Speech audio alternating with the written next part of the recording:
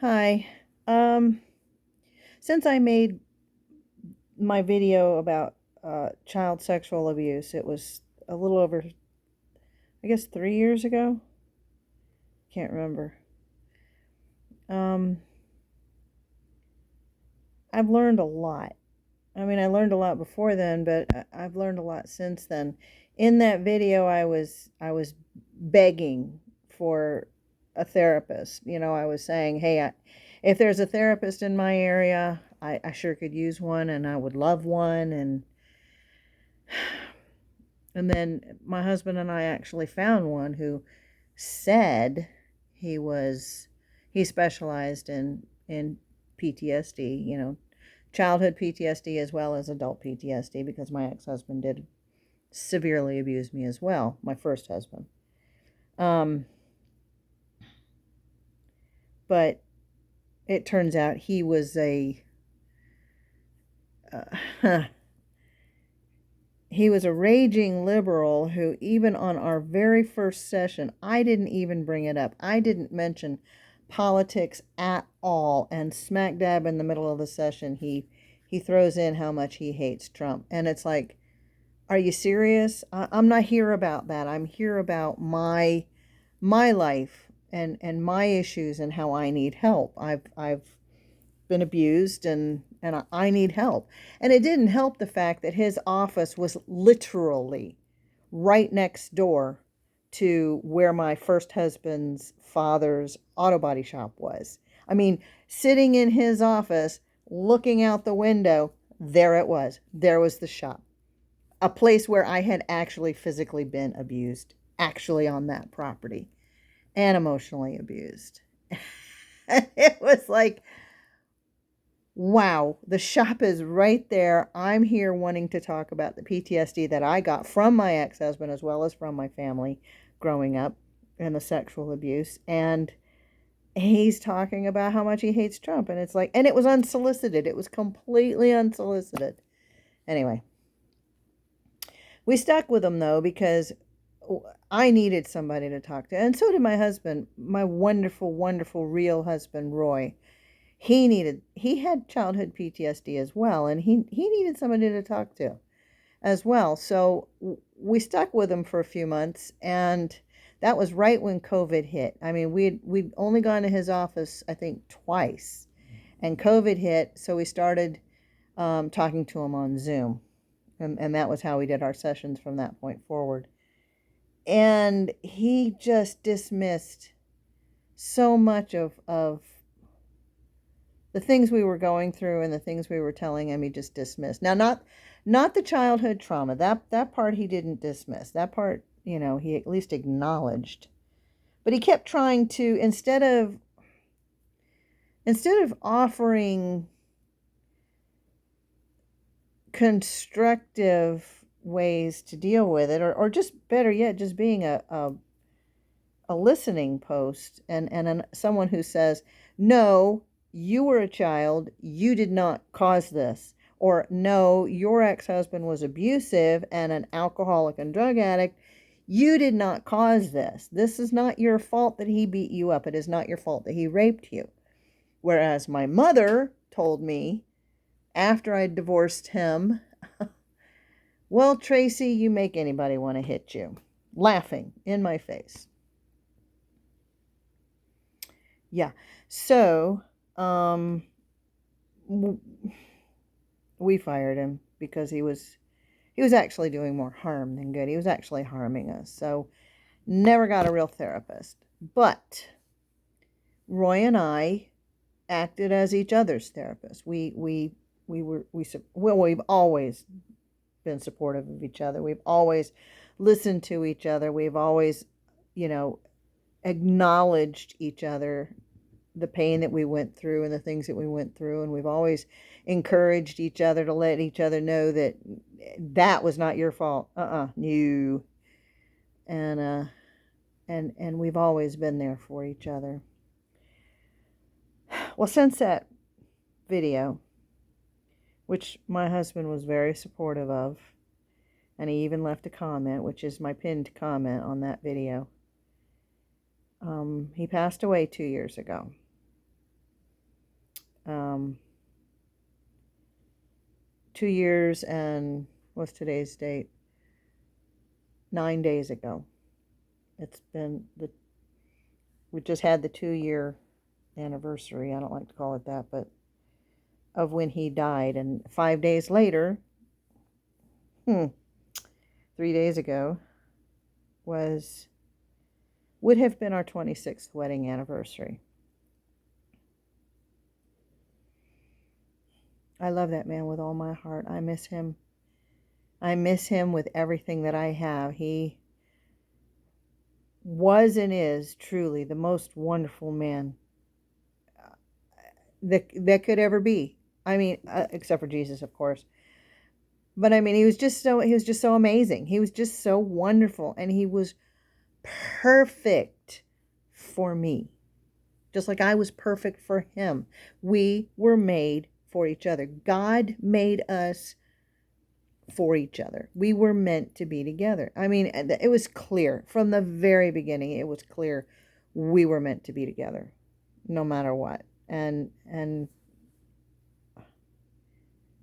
we were extremely in love we dated for 2.5 years, no sex, we didn't live together. And then we got married, and so for almost 27 years, he died 5 days before our 24th anniversary. For almost 27 years, we were madly in love with each other. The honeymoon never ended. Madly in love. And always there for each other. He was my support. Because of him, I was able to grow. Because of him, I was able to deal with all the PTSD. Because of him, I was safe. I was safe enough that I could step back and examine the things that had happened, look at the people who did it, who did the harm, my brothers, my mom, my dad, even my sister, my cousin's husband, and of course my ex and his family. But I was able to step back and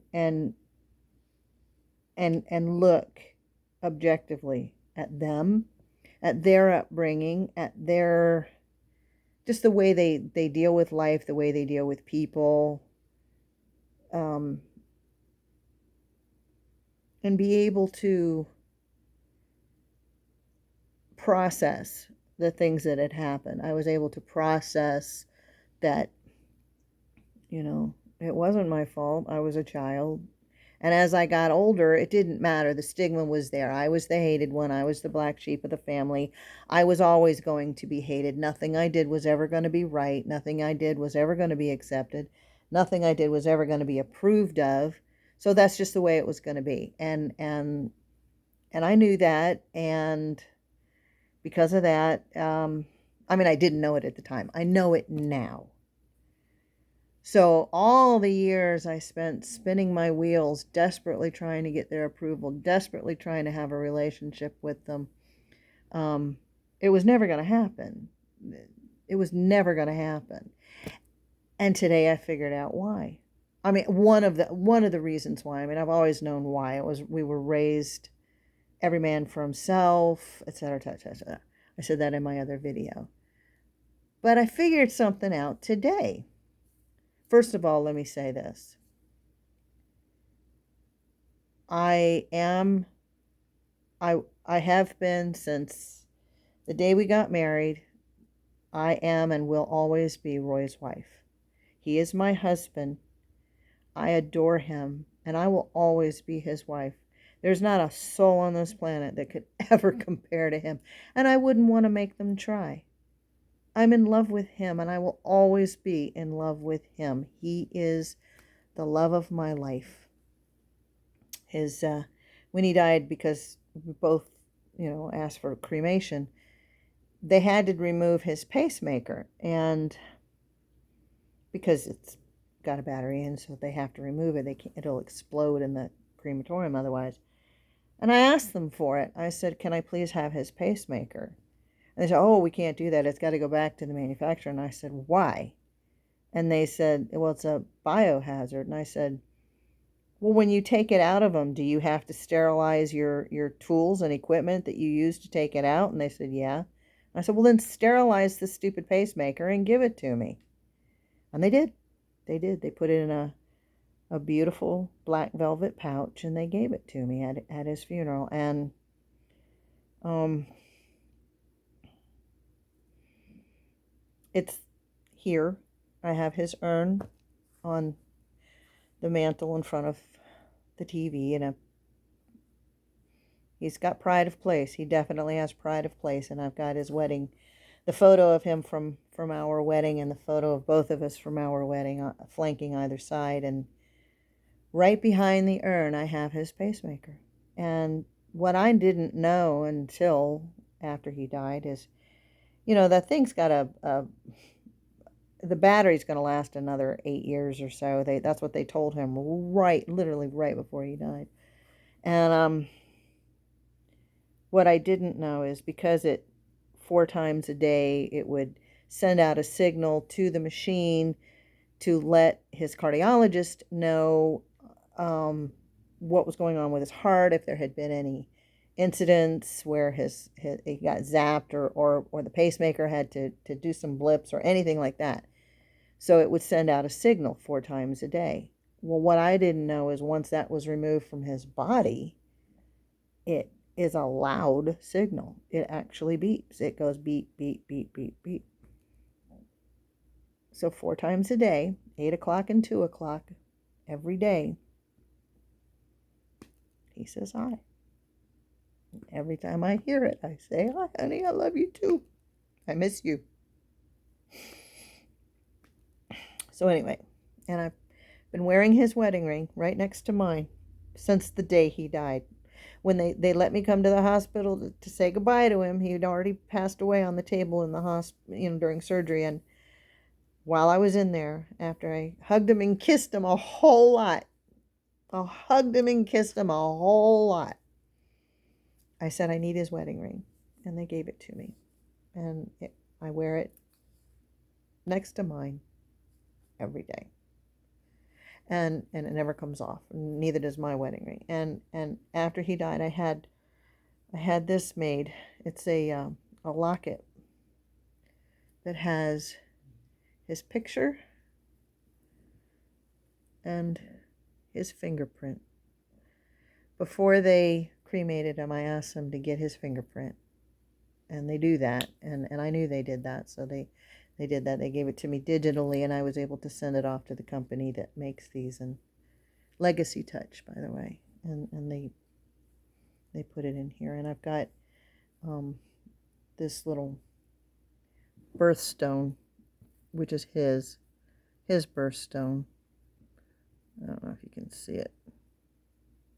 It's blue. It's for December. It's his. And then on the bezel is the birthstone of October, which is the month we got married. This month. So I've got that on here, and then a little dove for the Holy Spirit. And on the front, I've got his initials. And on the back, I have the name of the song that we walked down the aisle to. That a very dear friend of ours wrote, Dick Rivers. He wrote that actually for his own wedding, and we heard it, and it was so beautiful that a couple years later when we got married, we asked him if he would sing that at our wedding, and he sang it as I walked down the aisle. And it was the very last thing that was played at his funeral, which, listening to the words of it, I had been okay up to that point, but then I heard that song and I broke down. Because the words are like, here we are starting our life together. We're starting our and I knew at that moment that was our life together was over, and that was the end of it. So that was hard. It's still hard. I can't listen to the song anymore. I can't. Anyway, so I figured something out today about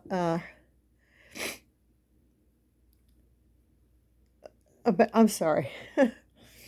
I miss him so much. He's he's everything to me. He is everything to me. Wonderful man.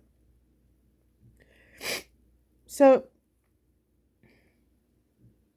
I know I said in a previous video about talking about how the Christian church has lost its way.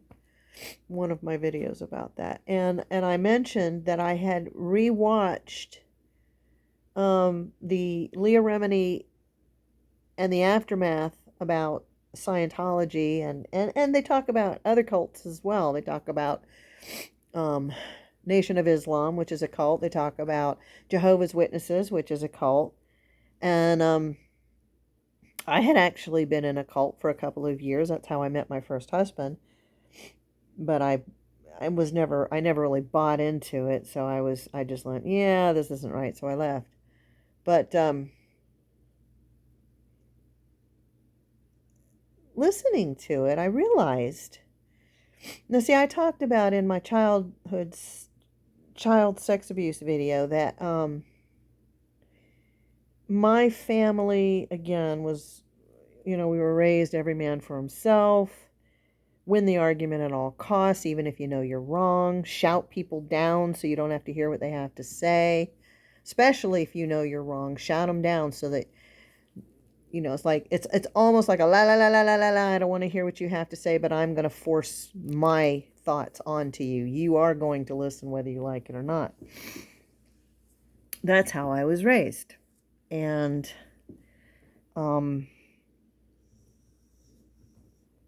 it was hard, and it was also a very there was no loyalty, there was no empathy, no sympathy, no caring, no support, no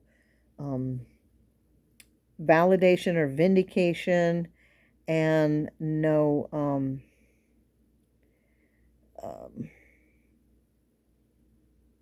what's the word?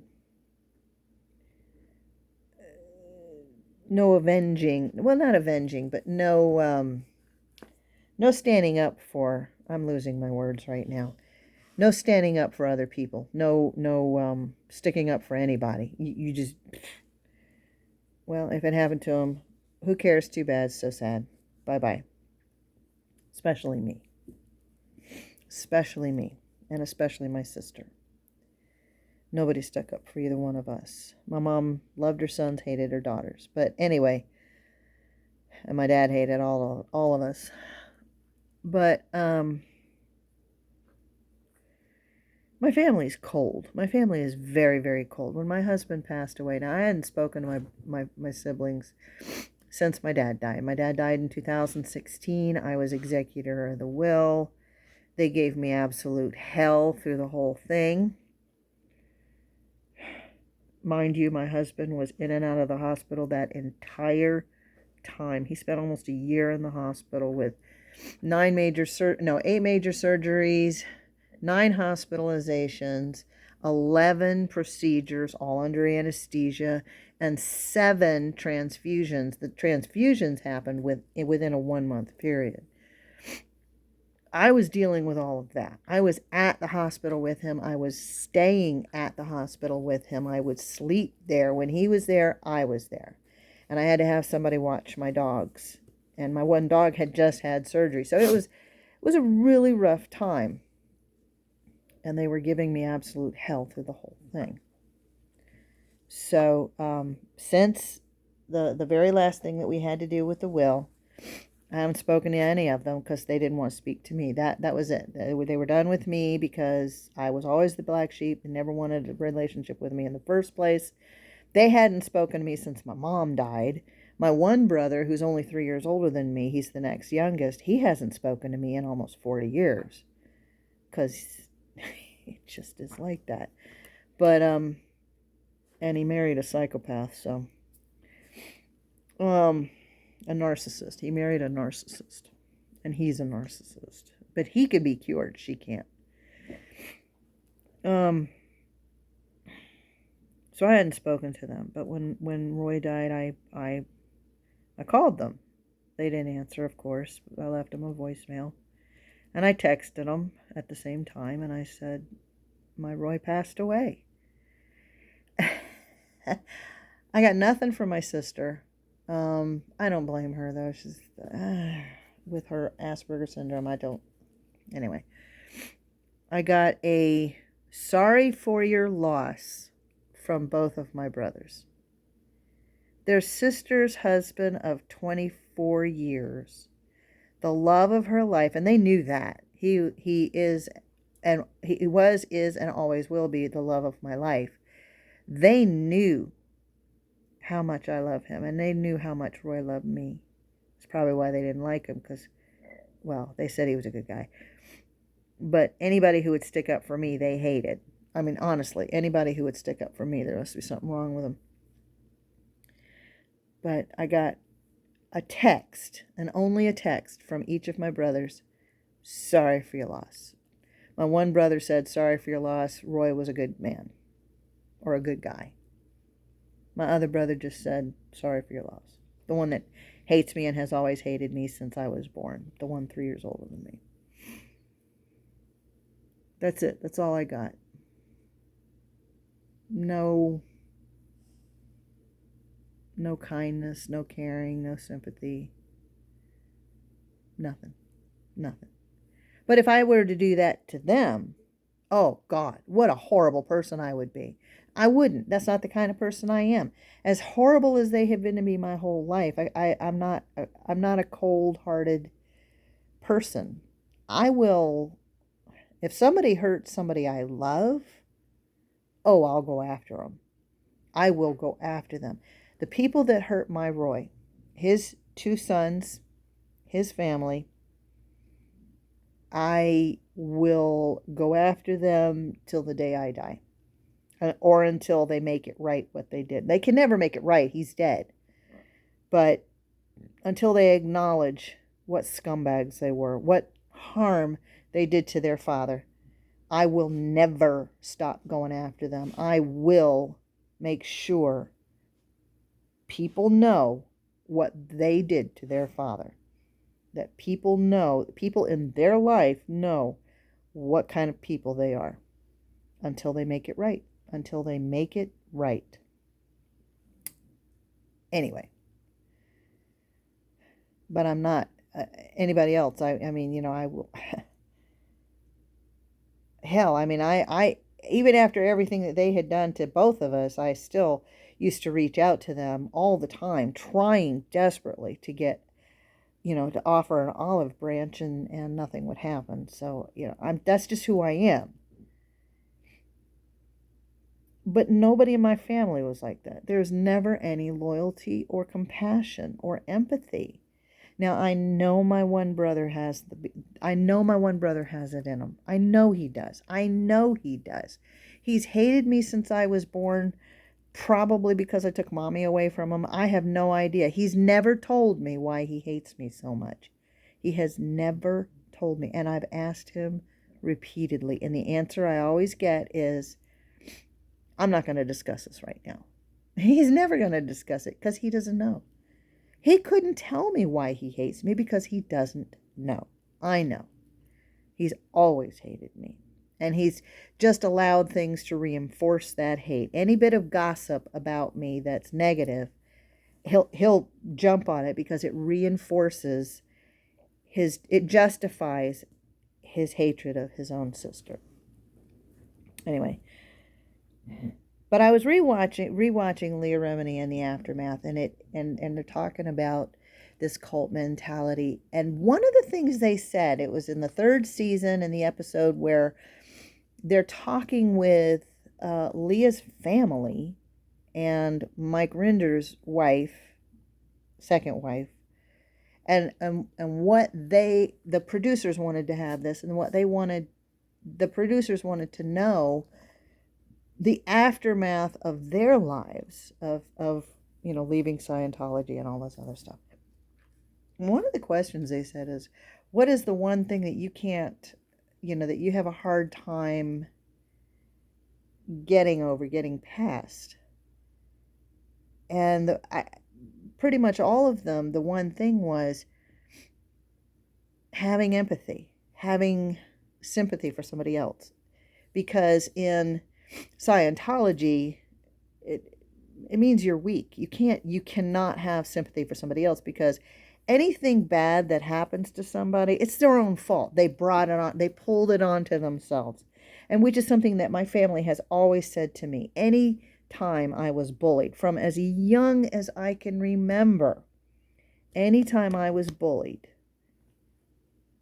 it was always, well, what did you do? What did you do to them? Why did they bully you? You must have done something. As young as I can remember, the first instance I can remember was when I was 4 and I started kindergarten for the first time. And there were some older kids on this little, it's a van. It was not a bus, but it was a little van. And I was getting a ride home, and the older kids were picking on me. It was my first time on the bus. I was very first day, and they were picking on me. And I didn't know why. I still don't know why. I mean, it's probably because they didn't know me and they just felt like picking on somebody. And it devastated me. And I came home crying, and I was telling my mom what happened, and she said, well, what did you do? Meaning, what did you do to them? What did you do that made them do that? I was like, I just sat down. I just sat there. I didn't say anything. I just sat down. And I didn't say anything when they were picking on me. I just sat there. She wouldn't, I must have done something. That's the first instance that I can remember. I was 4. And that was my whole life. That was always like that. And then my brothers did the same thing. They would pile that on. They would, well, you must have done something. You're a horrible person. We hate you. They would never say that part, but it was implied. And, so anytime anybody did something horrible to me, well, I deserved it.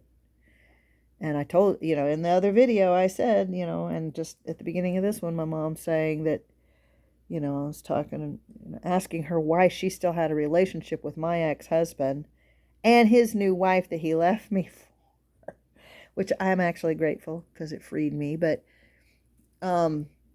why they would have them over for dinner. My parents would invite my ex-husband and his new wife over for dinner, the woman he cheated on me with, but they wouldn't invite me and my husband over for dinner. They would have him over for dinner, but they wouldn't have me over for dinner. And the entire time I was married to him, my mother knew from the day one. My mother knew he was beating me. My mother knew he was raping me. My mother knew all of that. My whole family knew all of that. And if they say they didn't, they're lying, because I told them repeatedly. I never kept quiet about it. I shouted it from the rooftops, and it was always, no empathy, no sympathy, no compassion, no nothing, no help. And then after, we were divorced, I was married to Roy, and she was still having a relationship with him, and I found out about it. And I was talking to her about it, and I said, Mom, he used to beat me all the time. He used to rape me all the time. And she laughed. I said, well, Tracy, you make anybody want to hit you.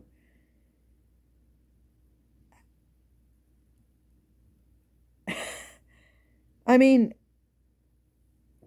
so, I just was shocked. And how can you say that? How can you say that to your own daughter? How can you say something like that to your own daughter? And that was the end of the conversation. I just left. And I mean, that was it. I was gone.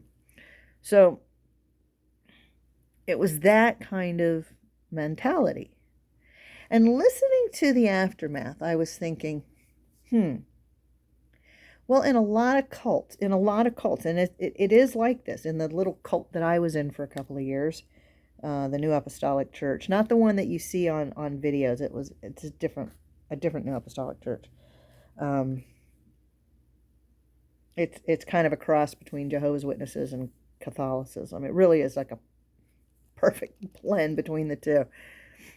And with my experience with that, and my experience studying cults like Scientology, Jehovah's Witnesses, and things like that, and listening to the people who have been in them, the things they went through, and there's a common thread. I mean, there are common tactics. There's the gaslighting, which my family are experts in, which makes me an expert. So when somebody tries to gaslight me, I know it immediately.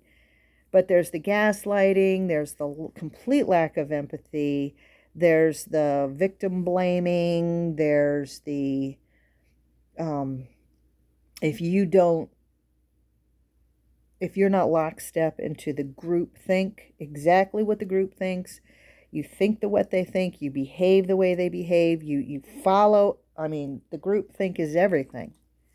If you step out of that in any way, shape, or form, or question any of it, oh, it's on. They are going to attack you because clearly something's seriously wrong with you. And um, it just, it's funny because I realized, my family, my family wasn't in a cult. I mean, my mom was supposedly a Christian. And we were raised first in the Presbyterian Church, and then when I was 12, the United Methodist Church. And we always were in church, and just regular church. None of those were cults, mine. They're just regular church.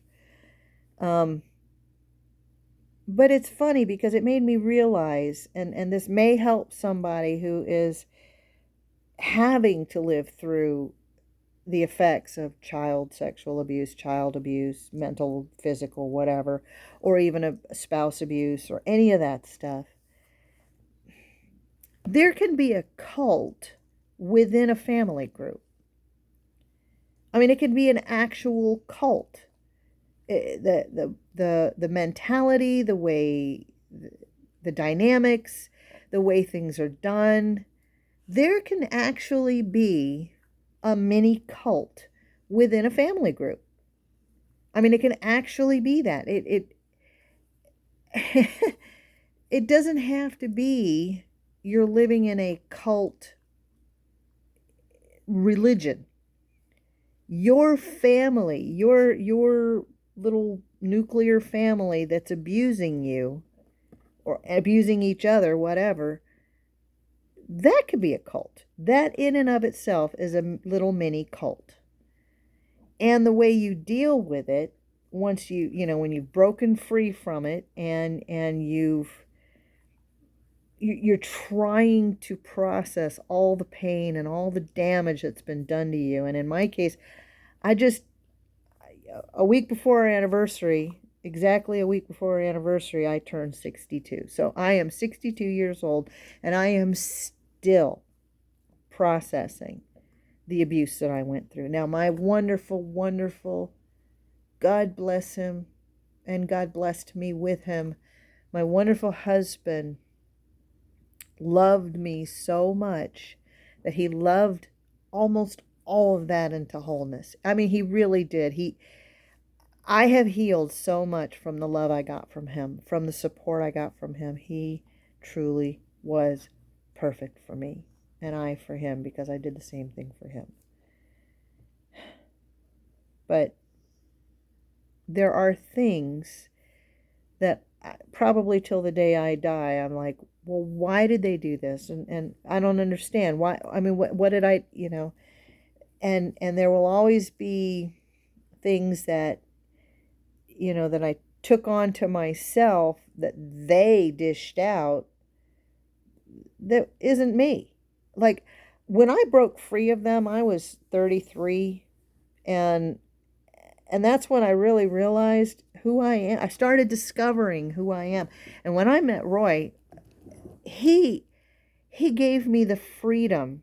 He gave me the love, the freedom, and most especially the security and safety to discover who I really am, to know what I really think, what I really believe, how I really feel about things. I was raised in a massively liberal Democrat family, who stood up for things that are not biblical.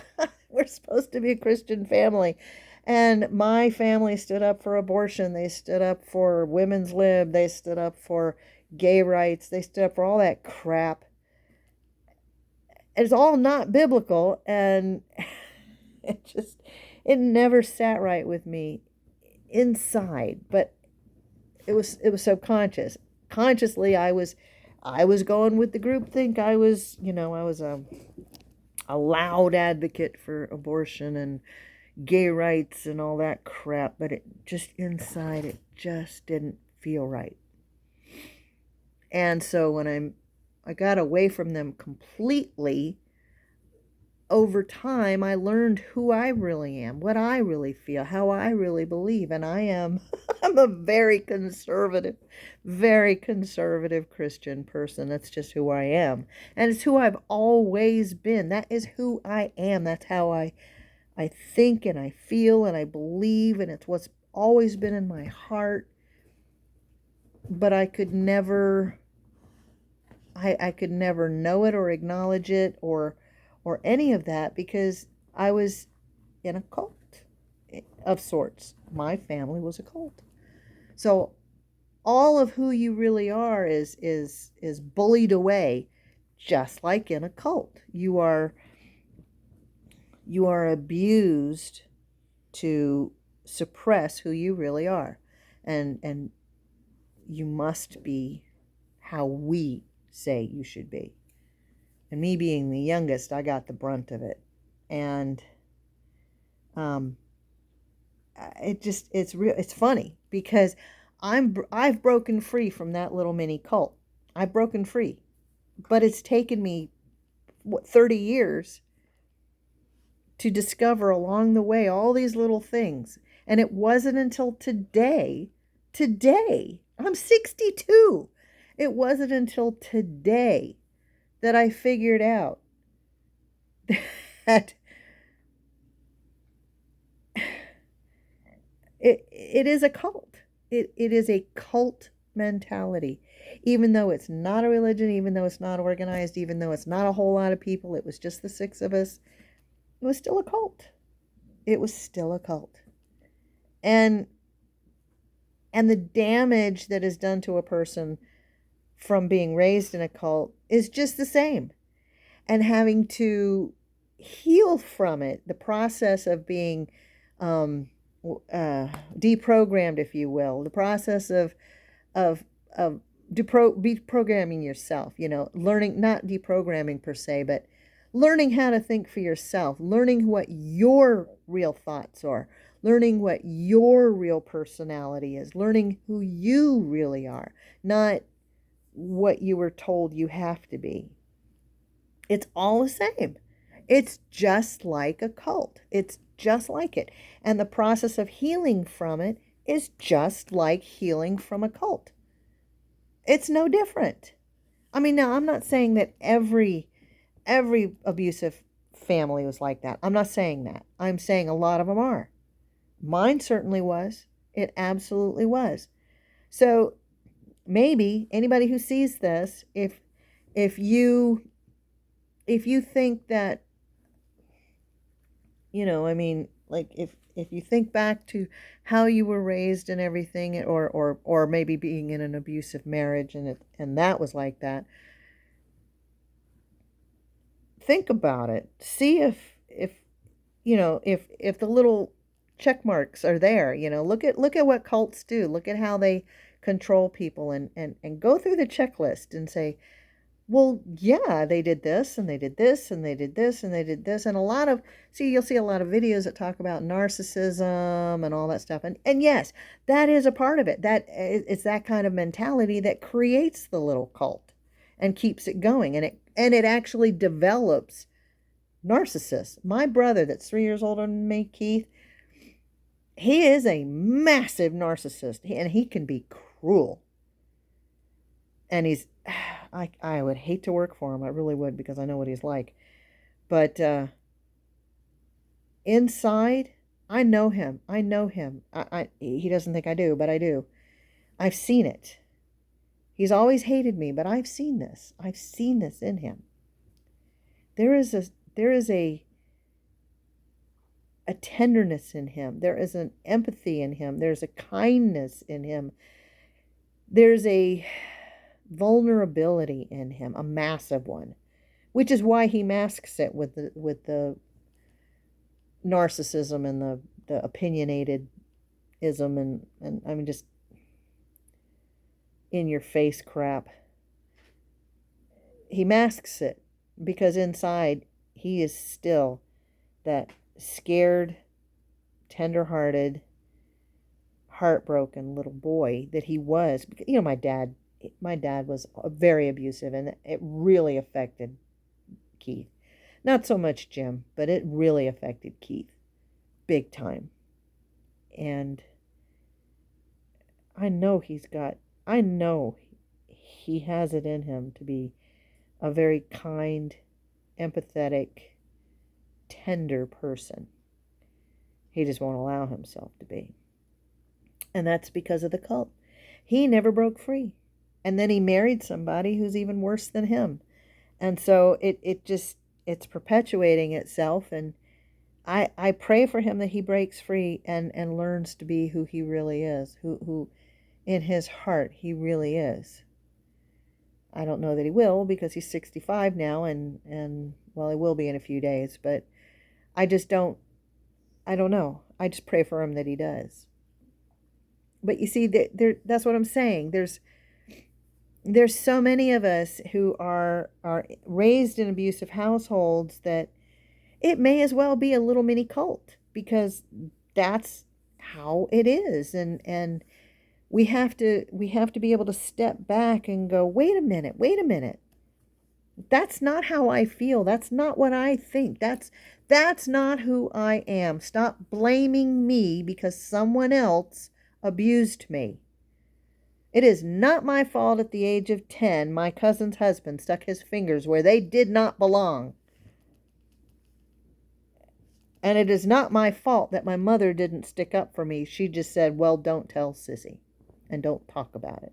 Don't go in the pool anymore. He followed me into the pool. Anyway, it wasn't my fault. It wasn't my fault my ex-husband used to beat and rape me. That was not my fault. You know, I mean,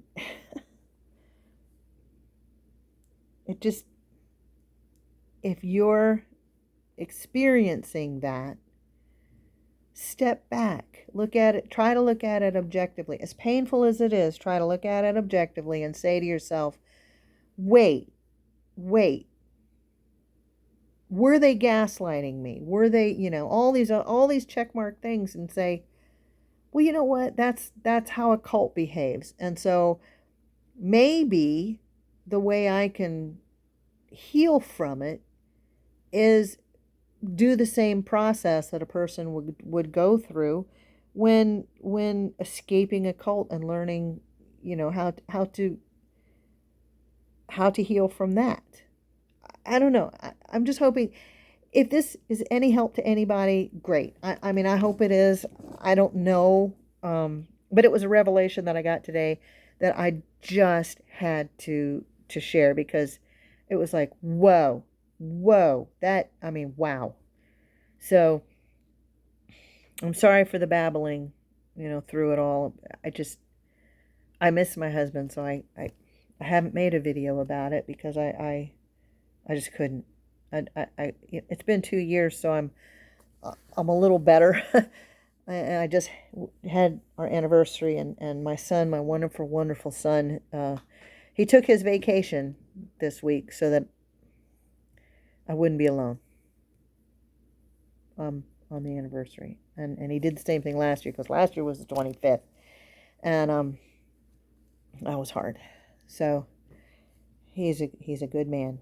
He's a good man. He'll be 41. I'm very proud of him.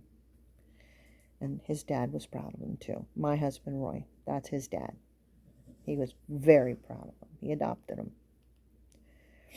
So, sorry for the babbling, but I'm hoping this helps somebody.